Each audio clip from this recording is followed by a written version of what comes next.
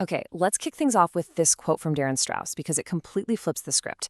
Seriously, forget chasing that 1 in a million viral hit. The real goal, the secret sauce for long-term growth, is building a library of content that's so good, so compelling that people can't stop clicking on the next episode.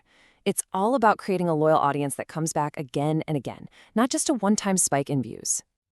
So, how do we actually make that shift? Well, our first section here is all about stealing a page from the Netflix playbook. It's about becoming completely obsessed with the viewer experience, instead of just chasing those surface-level metrics like views and subscriber counts. And this right here really shows you the difference. A viral video? Yeah, it gives you a big spike, a lot of buzz. It's kind of like a sugar rush. But a binge-worthy series, that builds a real, lasting brand. And here's why that matters so much.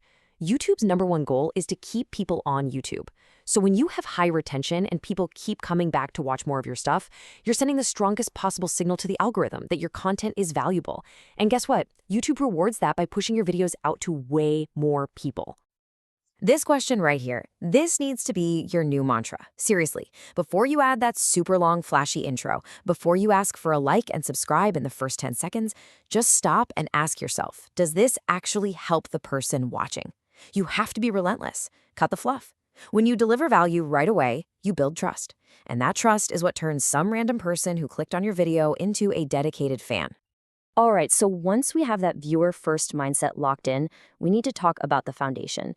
Before you even think about creating a series, your whole channel needs a core story. Think of it as this invisible thread that connects all of your videos and gives people a reason to keep coming back. Darren Strauss points out there are 4 of these super powerful narratives that you see top creators use all the time. So which one is yours? Are you documenting a life transition, like moving to a new city or starting a new career? Are you battling an antagonist? Maybe something like burnout or a broken system. Perhaps you're solving a mystery, doing deep dives into a fascinating topic. Or are you on a mission, trying to get people fired up about a cause? Each one of these creates a really deep connection with a specific kind of audience. At the end of the day, having a clear narrative is what turns a bunch of random videos into a show people actually care about. It gives your audience a reason to be invested. They're not just watching for the topic of one video. They're hooked on the bigger story your channel is telling. And that is the why that makes them come back for more. Okay, with that channel story in place, now we can get into the fun stuff, the tactical nuts and bolts of actually designing a series that keeps people clicking next. This is where we learn how to become the architect of the binge. And if you're thinking, does this series thing really work? Let me tell you about a creator named Natasha. She launched just one 4-part series and gained over 1,000 new subscribers from it in only 6 weeks.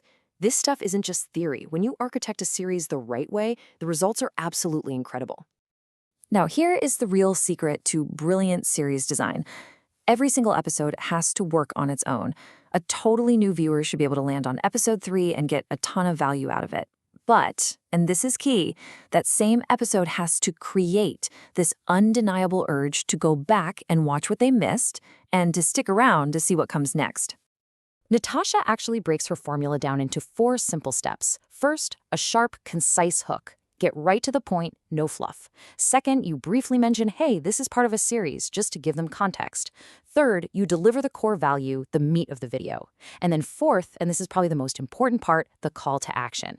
Don't just end the video, create what's called an open loop. Ask a question or leave a little cliffhanger that makes them need to know what's next, and then point them directly to that next video. Make it as easy as possible for them to keep watching. Okay, you've got your big picture narrative, you've got your series structure. Now for the final piece of the puzzle, becoming a true showrunner. This is all about how you launch, how you promote, and how you build the systems that let you do this consistently without burning out. So when it's time to launch, how should you release your episodes? You've got a few choices. A weekly drop is classic, it builds anticipation. But dropping a batch, say 3 to 5 episodes all at once, that encourages an immediate binge. It floods the YouTube algorithm with all this amazing watch time right from the start, which basically screams, hey, people love this content. And please, don't just hit publish and hope for the best. You've got to promote your series everywhere. Email your list. Use Instagram stories to tease the next episode. Pull out some of the best short clips and turn them into reels. And here's a pro tip. Use a smart link that forces the video to open in the YouTube app itself, not in a web browser. It just makes it so much easier for people to subscribe and engage. This quote from Mike and Maddie really gets to the heart of how to do this for the long haul. To avoid getting burned out and to keep your quality high, you have to build systems. It's all about doing that strategic planning work up front so that when it's time to execute, everything is just smoother and easier. So what does that look like in the real world? Well, Mike and Maddie suggest creating 2 key documents for your series. First, an editing manual. This basically outlines your style, your pacing, your brand guidelines. It keeps everything consistent. Second, a storyboard. This maps out each video, almost line by line, shot by shot. Not only does this make each video better, but it makes it possible for you to eventually hand off parts of the process to other people and scale up your production. So let's tie this all together, making that mental shift from just being a video creator to becoming a showrunner. That's the real key to building a brand, not just a channel. Your audience isn't just looking for another random video to watch. They are actively searching for their next favorite show. The only question left is, what show are you going to create for them?